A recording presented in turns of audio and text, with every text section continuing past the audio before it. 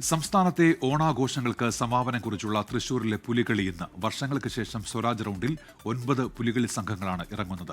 പതിവിൽ നിന്ന് വ്യത്യസ്തമായി പുലി വരയ്ക്കും ചമയ പ്രദർശനത്തിനും ഇത്തവണ സമ്മാനമുണ്ട്.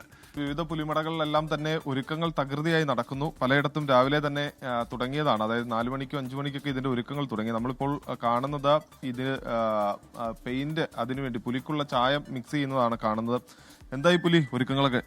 പുലിക്കളി ഒരുക്കങ്ങൾ നമ്മൾ തുടങ്ങിയിരിക്കുന്നു. പെയിന്റില് ആദ്യം തന്നെ പെയിന്റിന്റെ അരയിലാണ്.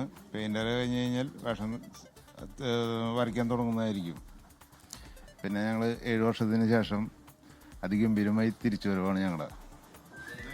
കഴിഞ്ഞ വർഷമൊന്നും ഈ നായ്ക്കനാൽ സംഘം ഉണ്ടായിരുന്നില്ല. ഇത്തവണ അവർ 2 വർഷത്തിന് ശേഷം 7 വർഷത്തിന് ശേഷം ഇറങ്ങുന്നതാണ്. അതുകൊണ്ട് തന്നെ അതിഗംഭീരമായിട്ടാണ് നമ്മൾ ഇറങ്ങുന്നത് 7 വർഷത്തിന് ശേഷം. ഈ സസ്പെൻസുകളൊക്കെ ഉണ്ടോ? സസ്പെൻസുകളുണ്ട് അത്യാവശ്യം. പിന്നെ പുലിയുടെ 2 സ്റ്റെപ്പ് ഒന്ന് കാണിച്ചാലോ? സ്റ്റെപ്പ് കാണിക്കാലോ? വേഷം ഇട്ടിട്ട് മതിയോ? അല്ല, ഇപ്പൊ രണ്ടൊന്നും എങ്ങനെ ചൂട് വെക്കൊന്ന് ഇങ്ങനെ ഇല്ലെങ്കിലും നല്ല വയറൊക്കെ ഉള്ള പുലിയാണ്. എന്തായാലും ഇവിടെ ഞാനിപ്പോൾ നിൽക്കുന്നത് നായ്ക്കനാലിന്റെ പുലിമടയിലാണ്. അവിടെ ആ ഒരുക്കങ്ങളെല്ലാം തുടങ്ങിയിരിക്കുന്നു. അതോടൊപ്പം തന്നെ ഇന്നലെ ചമയ പ്രദർശനം എല്ലാം കഴിഞ്ഞ് ദിവസങ്ങൾ നീണ്ട ചമയം തയ്യാറാക്കിയതാണ്. ഓരോ സംഘങ്ങളും ഈ ചമയം തയ്യാറാക്കുന്നതിലൊക്കെ ഈ മത്സരം കൊണ്ടുവരാൻ, പുതുമ കൊണ്ടുവരാൻ ശ്രമിച്ചിട്ടുണ്ട്. വെയ്യൂരൊക്കെ ഈ പുലിയുടെ പാതകത്തിലടക്കം ഈ നഖം അടക്കം കടുപ്പിച്ചുകൊണ്ടുള്ള ഈ പുലിപ്പാതകങ്ങൾ ഉണ്ടാക്കുന്നു.